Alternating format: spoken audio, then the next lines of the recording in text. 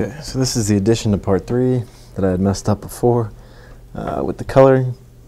So what we want to do, if you bring up your script from before, the Attractor circle extrude, and you have your extrude component at the end, and what we want to do is place 4 different components on the bottom.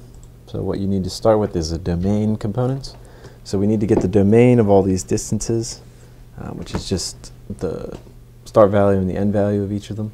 So you come up here to Math, Domain, Domain Components, Domain, Simple Domain, we will create a numeric domain. Domain Components will give you the actual components of a domain that already exists. So you'll take that and drop that down here. It says decompose a numeric domain into its component parts. So what you want to do is plug your distances into I, and that's going to break it down for the start values and the end values of all your domains. And then you're going to need a gradient component, which is under params, special gradient.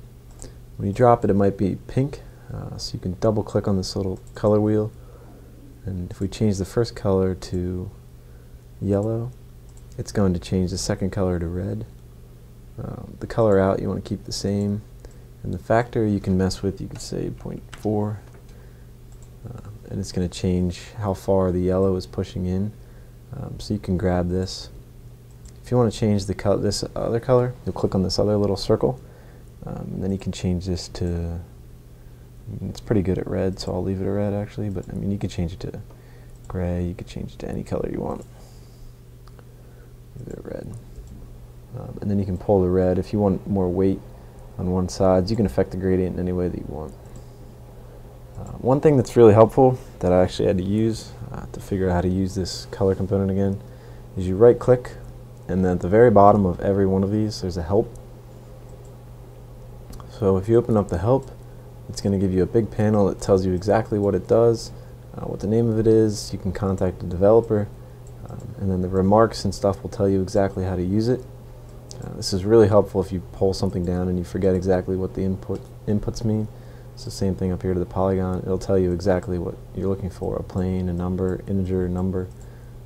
It'll tell you all the things, so that's really helpful. And again, that's just right click, help, all the way at the bottom.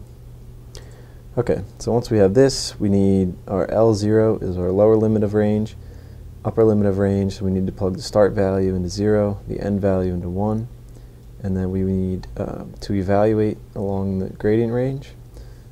So what we do is just check what we can do is we can sort this list. So let's go to Math, Sets, List, Sort List. We'll plug in the end value. So this will give us the first value, which is 0.707, all the way to the highest value, which is 13.43. So you can set your slider to somewhere around 13.43.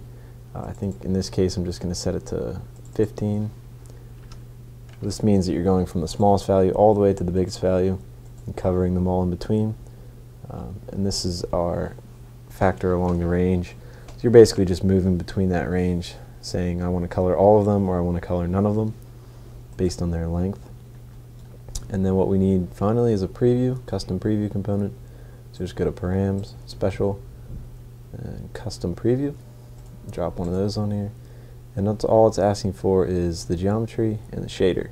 So the geometry is our extrusion, and the shader is from the gradient. And then what you're going to have previewed, if you turn off your extrusions, you turn on your preview, you're going to have a nice colored preview gradient. And then what you can do is pull this slider to see how much is getting affected. And you can pull it all the way to 13, they'll all be red. You can pull it all the way down, they'll all be yellow. And then somewhere in between you'll have a nice smooth gradient of color. And then while this is running, you can also change your attractor 0.25.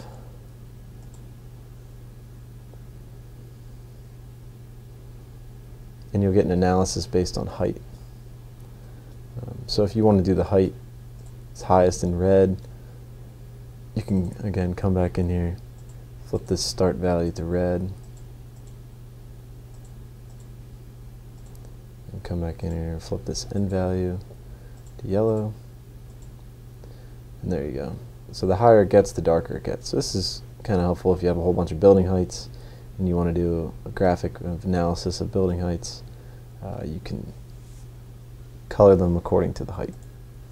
Alright, sorry about the delay on that one, but hopefully you figured that one out easy enough. And thanks for watching.